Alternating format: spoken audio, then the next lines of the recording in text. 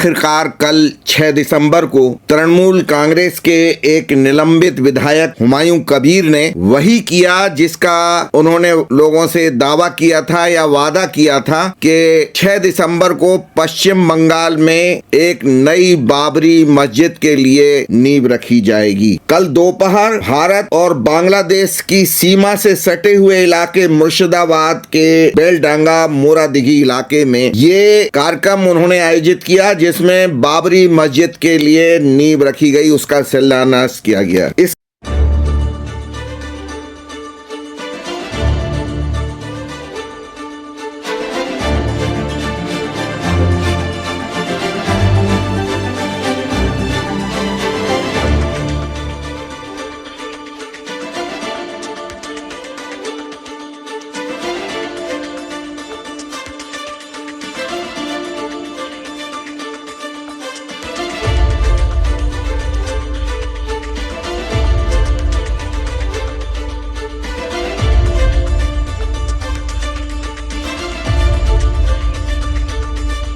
कार्यक्रम में लगभग 2 लाख लोग, आप सोचिए 2 लाख मुस्लिम लोग इकट्ठे हुए थे, जिसमें कुछ तो मौलवी जो है वो बुलाए गए थे सऊदी अरबिया से। आप कल्पना कीजिए कितना बड़ा कार्यक्रम ये था। सबके लिए भोजन की व्यवस्था की गई थी और लगभग 40 लाख रुपए भोजन पे ही खर्च किए गए। इसकी वजह से राष्ट्रीय राजमार्ग जो है वहाँ का, वो भी घंटों तक वहाँ बंद रहा भीड़ की वजह से, और तमाम लोग जाम में फंस गए। इंटरनेट मीडिया के जरिए लोगों ने अपनी परेशानियां साझा की, लेकिन सुनने वाला कोई नहीं था, क्योंकि ऐसा माना जा रहा है कि पश्चिम बंगाल की सरकार, तृणमूल सरकार जो है, वो दिखावटी तौर पर तो हुमायूं कबीर को निलंबित कर दिया गया है ममता बनर्जी के द्वारा, उनकी पार्टी के द्वारा, लेकिन अप्रत्यक्ष रूप से इस कार्यक्रम के लिए पश्चिम बंगाल सरकार ने पूरा सपोर्ट दिया। खास बात यह है कि एक याचिका दायर की गई थी कलकत्ता हाई कोर्ट में कि इस कार्यक्रम को रोका जाए, इस पर स्टे लगाया जाए। ये धार्मिक उन्माद वाला कार्यक्रम है जिससे कि व्यवस्थाएं बिगड़ सकती हैं, लेकिन कलकत्ता हाई कोर्ट ने इस पर रोक लगाने से इनकार कर दिया। अब ऐसा क्यों किया कोर्ट ने, ये तो कोर्ट ही बेहतर बता पाएगा। और सरकार ने इसका पूरा फायदा उठाया और हुमायूं कबीर को, उनका अपना खुद का बयान है हुमायूं कबीर का, कि सरकार ने पूरी सुरक्षा पुलिस की उनको मुहैया कराई, जिस वजह से ये कार्यक्रम करने में वो सफल हुए। पश्चिम बंगाल का जो मुर्शिदाबाद इलाका है, मुर्शिदाबाद जिला है, इसका इतिहास दंगों का इतिहास रहा है और यहाँ 70 से 75% जो आबादी है वो मुस्लिम लोगों की आबादी है, और हिंदू व दूसरे समुदाय के जो भी लोग हैं वो वहाँ पर इस तरह से रहते हैं जैसे कि दांतों के बीच में जीभ रहती है। मुस्लिमों का आतंक समय समय पर वहाँ पर देखने को मिलता है, और उन मुस्लिम्स को सरकार का संरक्षण है, वर्तमान सरकार जो तृणमूल कांग्रेस की सरकार है, जिसको दीदी की सरकार कहा जाता है, उसका पूरा संरक्षण यहाँ के इलाके के मुस्लिमों को है, और ये लोग हमेशा से दीदी की पार्टी की जीत वहाँ से सुनिश्चित करते आए हैं। यही वजह है कि दीदी जो है पूरा संरक्षण इसको देती हैं इलाके को, वहाँ के मुसलमान भाइयों को। अब आप कल्पना कीजिए कि 2 सीटरों से 3 सीटरों से तरह तरह से लोग ईंटें लेकर, अपने सर पर ईंटें लाद कर लोग पहुंचे थे। ये ठीक उसी तरह से है कि जैसे अयोध्या में कार सेवा के नाम पर लोगों ने वहां जब फैसला सुप्रीम कोर्ट का जब आया, उससे पहले ही बरसों पहले काफी पत्थर, ईंटें और तमाम सामान निर्माण का राम मंदिर के लिए जमा किया था।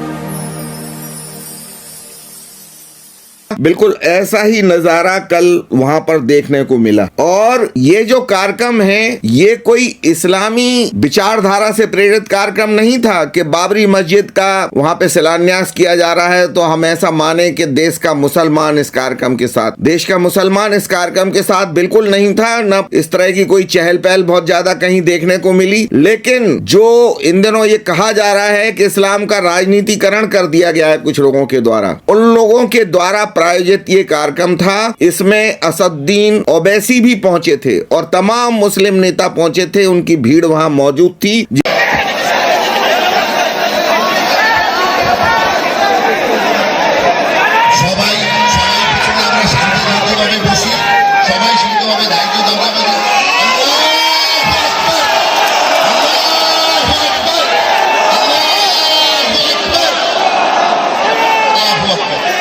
इन्होंने इस कार्यक्रम को हर तरह से सहयोग दिया, मदद पहुंचाई और ऐसा माना जा रहा है कि मुस्लिम लोगों के तुष्टीकरण के लिए और उनके ध्रुवीकरण के लिए, ताकि चुनावी फायदा लिया जा सके, ये राजनीतिक इस्लामीकरण किया गया इस कार्यक्रम का। और आरोप प्रत्यारोप का दौर भी इसमें लगातार चल रहा है। तृणमूल कांग्रेस के जो लोग हैं वो ये कह रहे हैं कि ये बीजेपी का सपोर्ट है हुमायूं कबीर को, और ये बीजेपी जो है वोटों का ध्रुवीकरण करना चाहती है, वहां वोट काटना चाहती है दीदी के, और इसी वजह से ये कार्यक्रम किया गया है, उसको संरक्षण दिया गया हुमायूं कबीर को। हुमायूं कबीर इससे पहले कभी इस तरह की चर्चाओं में नहीं रहा। इसी एक कार्यक्रम की वजह से करीब 15 दिन पहले ऐलान किया था कि हम बाबरी मस्जिद का वहां पे शिलान्यास करेंगे। इसके बाद से ही हुमायूं कबीर चर्चाओं में आया, जबकि बीजेपी का ये आरोप है कि तृणमूल कांग्रेस इसको परोक्ष रूप से सहयोग कर रही है हुमायूं कबीर को। देखने दिखाने के लिए तो पार्टी से निलंबित कर दिया है हुमायूं कबीर को, लेकिन सच्चाई ये है, ये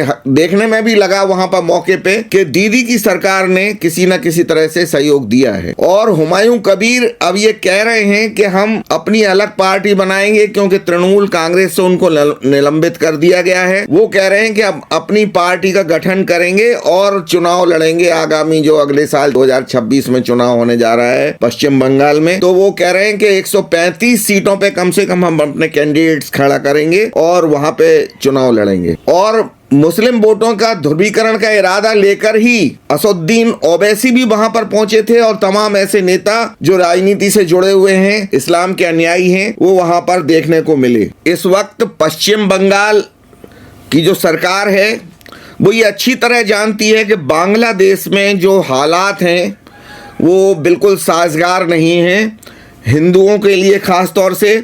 और ये जो इलाका है जहाँ पे ये कार्यक्रम आयोजित किया गया, ये कार्यक्रम स्थल जो है ऐसी जगह पर मौजूद है कि यहाँ पर अगर किसी तरह का भी अगर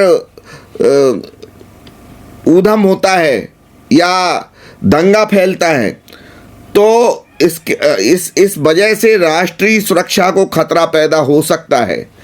और बांग्लादेश के लोग भी इसमें किसी न किसी तरह से आकर, क्योंकि सीमाएं जो है वो लगी हुई हैं, और पश्चिम बंगाल की सरकार जो है वो बांग्लादेश के आने वाले लोगों को हमेशा से संरक्षण देती आई है, और इस बार भी वो ऐसा ही करेगी। इसीलिए SIR का विरोध कर रही है वो।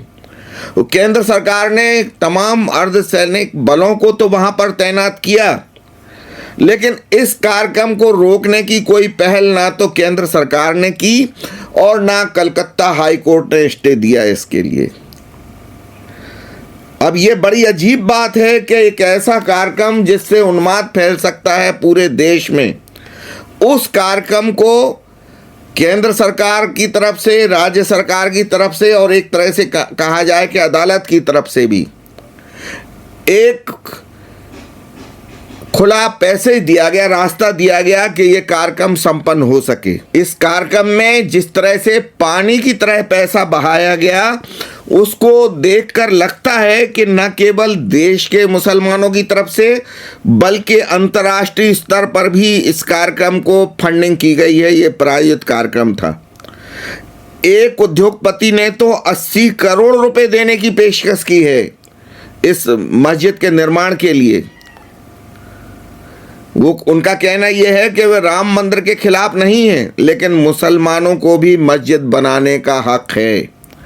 निश्चित तौर से हक है, मेरा अपना ऐसा मानना है, मिरर टीवी का ऐसा मानना है कि मस्जिद का निर्माण कोई ऐसी चीज नहीं है कि जिस पे आपत्ति की जाए किसी पक्ष के द्वारा, लेकिन जिस तरह से एक आक्रांता जिसने भारत के रहने वाले लोगों को बहुत गहरे जख्म दिए अपने आक्रमण से और अपने क्रियाकलाप से, अपने एमाल से, उसके नाम पर इस मस्जिद का नामकरण किया गया है बाबरी मस्जिद के नाम से।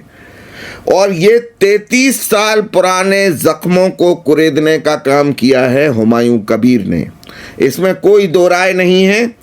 और इसमें जो भी राजनीति करने वाले लोग हैं मस्जिद के नाम पर, वो सभी सांप्रदायिक राजनीति कर रहे हैं, ये भी बिल्कुल स्पष्ट है।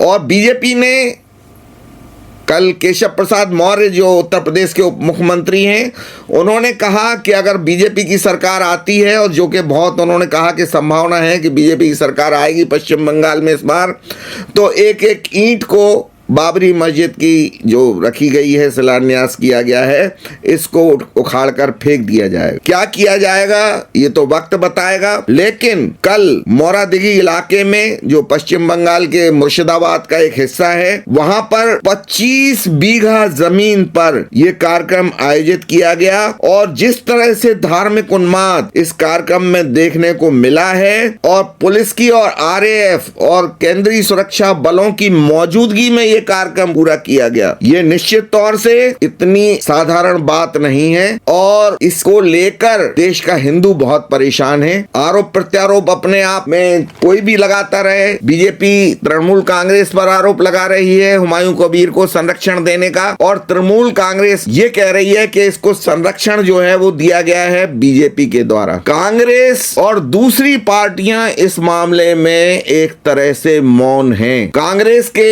एक विधायक इमरान मसूद ने तो इस कार्यक्रम का एक तरह से अपने बयान में विरोध किया है। उन्होंने यही कहा है कि बाबरी मस्जिद का निर्माण कोई ऐसी चीज नहीं है, लेकिन जिस तरह से बाबर के नाम पर यह किया गया है, मस्जिद का निर्माण कहीं भी किया जा सकता है, लेकिन क्या जरूरत थी कि बाबर के नाम पे ये मस्जिद का शिलान्यास किया गया और माहौल को बिगाड़ने की कोशिश की गई। तो ये कांग्रेस का पक्ष एक तरह से अपरोक्ष रूप से दिया है उन्होंने, इमरान मसूद ने। इस कार्यक्रम का जो स्थल था, जगह थी, वहां उन्मादी भीड़ इस हद तक आक्रामक थी कि नाराए तकबीर और अल्लाहू अकबर के नारे तो वो लोग लगा ही रहे थे, और सर तन से जुदा के नारे भी वहां पे लगाए गए। ये कहा गया कि जो भी इसमें बाधा बनेगा इस मस्जिद के, बाबरी मस्जिद के निर्माण में, उसका सर काट के फुटबॉल खेला जाएगा। आप समझिए, मैंने उत्तर प्रदेश के उप मुख्यमंत्री केशव प्रसाद मौर्य का एक बयान का जिक्र आपसे किया, जिन्होंने ये कहा है कि जब हमारी सरकार यहाँ आ जाएगी अगले साल, तो हम इसके बाबरी मस्जिद के एक एक ईंट को निकाल कर फेंक दिया जाएगा हिंदू भाइयों के द्वारा। और इससे भी बढ़ के राजनाथ सिंह जो देश के रक्षा मंत्री हैं, कल वो गुजरात में थे और एक कार्यक्रम के दौरान उन्होंने वहां पे कहा कि देश के पहले प्रधानमंत्री जवाहरलाल नेहरू सार्वजनिक धन से बाबरी मस्जिद को बनवाना चाहते थे, लेकिन सरदार वल्लभ भाई पटेल ने उनकी योजना को सफल नहीं होने दिया। ये एक बिल्कुल अलग बयान था जिसने ये तय किया कि कांग्रेस जो है वो इमरान मसूद का बयान भले ही कोई भी रहा हो, लेकिन इस तरह के विवाद पैदा करने के लिए प्रमुख रूप से जाना जाता है कांग्रेस। नरसिम्हा राव के कार्यकाल में एक बयान ये भी आया था कि ये बाबरी मस्जिद का जो ढांचा है, विवादित ढांचा जिसको बाबरी मस्जिद का ढांचा कहा गया, राम मंदिर और बाबरी मस्जिद का विवाद पैदा हुआ था, उसको विवादित ढांचा कहा जाता था। तो नरसिम्हा राव की सरकार ने जब ये गिरा दिया गया और मुस्लिम जो हैं वो बहुत आक्रामक हो गए कि हमारे इस ढांचे को गिराया गया, तो सरकार की तरफ से एक बयान आया था, और वो बयान उसको ऐसा माना गया कि सरकार का संरक्षण था पूरी तरह से, जिसमें यह कहा गया था कि सरकार के धन पर बाबरी मस्जिद को फिर से बनाया जाएगा। उस समय कांग्रेस की सरकार थी, केंद्र में नरसिम्हा राव की सरकार। और कल राजनाथ सिंह ने ये जो कहा कि जवाहरलाल नेहरू भी यही करना चाहते थे। तो कांग्रेस का कहीं ना कहीं मुस्लिमों के प्रति सॉफ्ट कॉर्नर हमेशा से रहा है। सॉफ्ट कॉर्नर रखने में कोई बुराई नहीं है, लेकिन इस तरह से अंधा समर्थन समर्थन देना ये बहुत गलत बात है। राजनाथ सिंह ने कल गुजरात में यहां तक कहा कि नेहरू जी सरकारी पैसे से बाबरी मस्जिद को फिर से बनवाना चाहते थे और जो ढांचा था वो जीर्ण शीर्ण हो रहा था, तो उसको पूरा संरक्षण वो देते हुए, लेकिन ये ऐसा उस समय हिंदुओं ने भी विरोध किया और सरदार पटेल ने भी विरोध किया। क्योंकि इसमें पिली ये लिया था नेहरू जी ने कि सोमनाथ मंदिर को भी सरकारी पैसे से बनाया गया है, तो ये प्ली लिया गया हिंदुओं और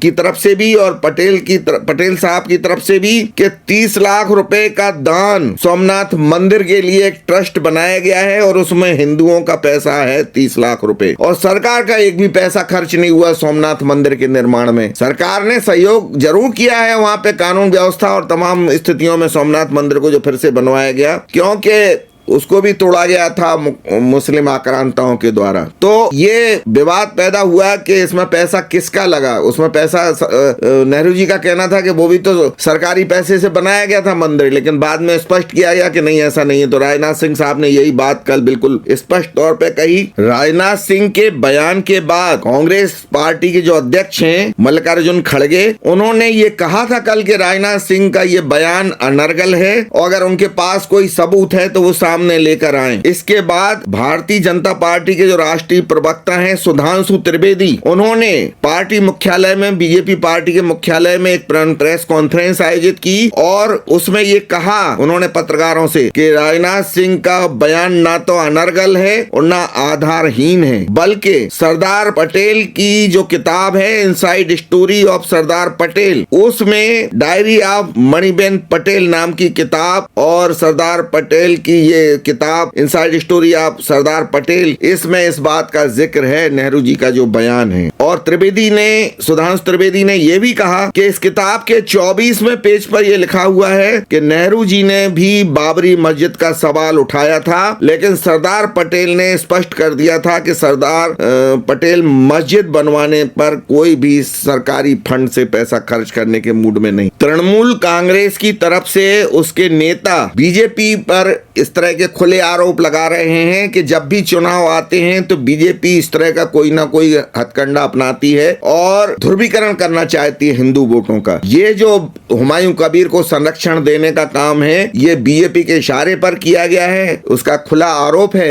एक फिरहाद हकीम नाम के नेता है, उन्होंने तो खुल के कहा है इस बात को, तृणमूल कांग्रेस के वो नेता हैं, कि बीजेपी ही इस तरह के बंटवारे के पॉलिटिक्स में विश्वास करती है और चुनाव के पहले हुमायूं कबीर को मोहरा बनाकर ये कार्ड खेला है बीजेपी ने। तो अब सच्चाई क्या है ये तो बाद में पता पड़ेगा, लेकिन जो कुछ भी ये हुआ है ये बहुत ही गलत हुआ है। एक सवाल ये भी पैदा होता है कि बाबरी मस्जिद को पश्चिम बंगाल में ही क्यों बनाया जा रहा है। वहां पर इस तरह की कोई भी बाबरी मस्जिद के नाम से ना तो मस्जिद है, ये मस्जिद जो थी उत्तर प्रदेश के अयोध्या में मौजूद थी और जो विवादित ढांचे के नाम से जिसको जाना जाता था, जिसपे 550 साल का विवाद था और 6 दिसंबर 92 को इस ढांचे को ढहा दिया गया। इसका सीधा संबंध पाकिस्तान से नहीं है, लेकिन भारत की राजनीति में जिस तरह से बांग्लादेश और पाकिस्तान इन दिनों हस्तक्षेप कर रहे हैं, कहीं ना कहीं इस विवाद से भी उसको जोड़कर देखा जा रहा है। आपको शायद जानकर ताज्जुब होगा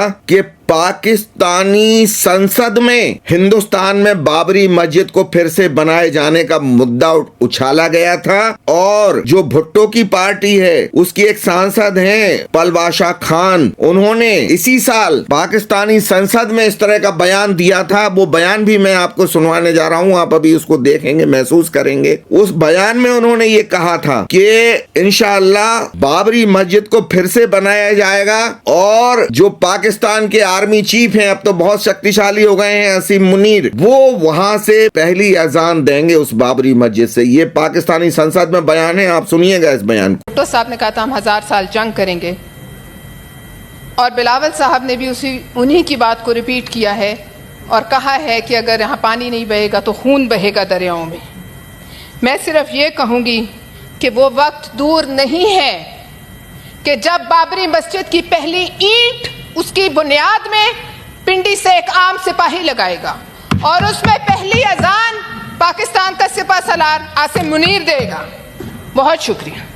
इस मुद्दे को जिस तरह से तूल दिया गया और जिस तरह से कल 6 दिसंबर को बाबरी मस्जिद का शिलान्यास किया गया मुर्शिदाबाद में, इस पूरे मामले में केंद्र की नरेंद्र मोदी की जो सरकार है उसकी चुप्पी के भी मायने अलग अलग तरह से राजनीति के पंडित निकाल रहे हैं। क्योंकि सरकार अगर चाहती तो इतना आसान काम नहीं था ये जिस तरह से कल हुआ है। तो उस आधार पर तृणमूल कांग्रेस जो आरोप लगा रही है उन आरोपों में कहीं ना कहीं दम तो नजर आता है। और इसी तरह बीजेपी जो आरोप लगा रही है तृणमूल कांग्रेस के ऊपर के वो देखने के बजाय तो उसको हुमायूं कबीर को पार्टी ने निलंबित कर दिया है तृणमूल कांग्रेस से, हुमायूं कबीर, लेकिन उसको खुला संरक्षण जिस तरह से दिया गया, वहां सुरक्षा व्यवस्थाएं सुनिश्चित की गई, वहां बैरिकेड लगाए गए, वहां पर आम आदमी की परेशानियों की परवाह नहीं की गई, देखा नहीं गया उस तरफ। पुलिस ने जिस तरह से सपोर्ट दिया, खुला सपोर्ट दिया हुमायूं कबीर को, और दीदी की भी चुप्पी, जिस तरह केंद्र सरकार की चुप्पी परेशान करने वाली है, इसी तरह से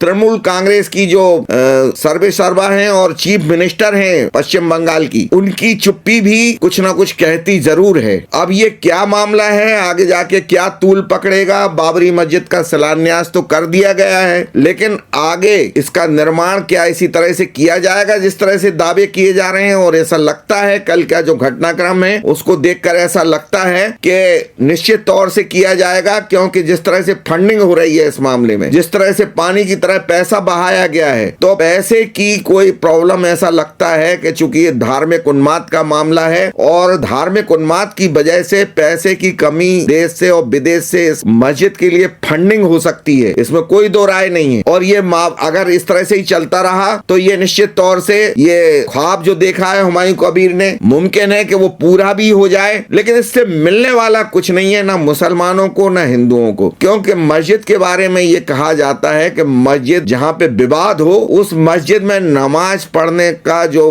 फलीभूत नहीं होती है वो नमाज कभी भी। और ये तो विवाद, इसकी तो शिलान्यास ही, पहली ईंट ही विवाद के आधार पर टिकी है जो निर्माण किया जा रहा है। तो ये मस्जिद जो है, जो धार्मिक और जो पढ़े लिखे मौलाना हैं जो समझते हैं इस्लाम को, वो इसका विरोध कर रहे हैं। इमरान मसूद ने, जो कांग्रेस के सांसद हैं, उन्होंने जो विरोध किया वो तो समझ में आने वाली बात है कि वो विरोध उनका दिखावा भी हो सकता है, क्योंकि कांग्रेस हमेशा से सॉफ्ट कॉर्नर लेके मुसलमानों के खिलाफ कभी नहीं रही, उनके फेवर में हमेशा खड़ी रही। तो इमरान मसूद को मोहरा बना के कांग्रेस ने आगे कर दिया ताकि अपनी पार्टी की जो उनकी एक इमेज है वो हिंदुओं की नजर में, क्योंकि अभी चुनाव होने हैं कई जगह, तो वो कहीं ना कहीं उसका लाभ लेना चाहती है कांग्रेस।